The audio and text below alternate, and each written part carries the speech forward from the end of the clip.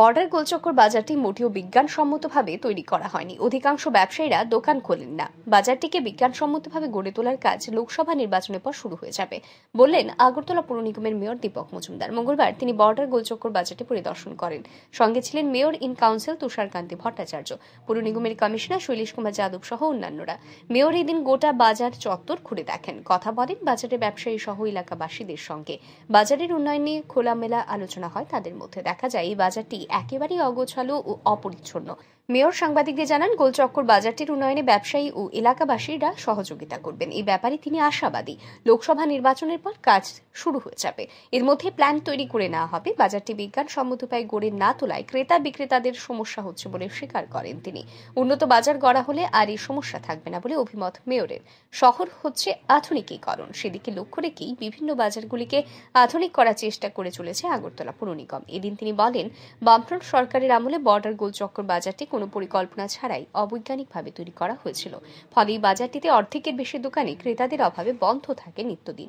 বাজারটা দীর্ঘদিন ধরে আমি বলবো প্রায় অলমোস্ট অচল অবস্থা। যারা ব্যবসা করতেন তারা ব্যবসা করার মতো পজিশনে ছিলেন না। এই কারণে যখন এটা নির্মাণ করা হয় তখনই অবিজ্ঞান সম্মত হয়েছে, বিজ্ঞানভিত্তিক বাজার হয়নি বা এখানে ক্রেতা বা ব্যবসায়ীদের আলটিমেটলি বাজার চালু রাখার মতো ব্যবস্থা ছিল না।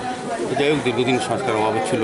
তো এখানে যারা ব্যবসায়ীরা আছেন বা এখানে আমাদের কর্পোরেটররা আছেন, তুষারকান্তি ভট্টাচার্য মহোদয়, এমএসসি মেম্বার, আমাদের মনোজকান্তি দেবরায়, আমাদের নীতি উপাধ্যায়, তারা কিন্তু আবেদন করেছেন। আজকে আমাদের সঙ্গে আমাদের কমিশনার সাহেব ডক্টর শৈলেশ যাদব সহ আমাদের বিভিন্ন আধিকারিকরা এসছেন এবং ব্যবসায়ী সমিতির সঙ্গে আমাদের যারা প্রতিনিধিরা আছেন এই এলাকার সবার সঙ্গে কথা বলা হচ্ছে বাজারটাকে আরও উন্নত করা। এই কারণে এখানে লাইট হাউস হচ্ছে, এখানে প্রায় 1000 পরিবার আসবে, তাদের সঙ্গে আরও লোকজন থাকবে।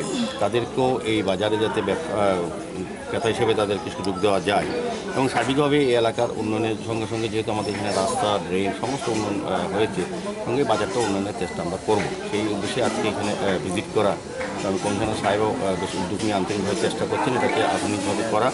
প্রথমত যেহেতু এখানে প্রায় 90% ব্যবসায়ী ব্যবসা করেন না, দোকান বন্ধ রেখেছেন দীর্ঘদিন ধরে এবং একটা অস্বাস্থ্যকর পরিবেশ তৈরি হয়েছে, আমরা ভিজিটে দেখেছি। সেগুলি আমরা সরিয়ে দেবো এবং বর্তমানে মাছ বাজার যেটা চালু আছে সেটা চালু থাকবে। আমরা ওই জায়গাটা চেষ্টা করব নতুন করে তৈরি করা।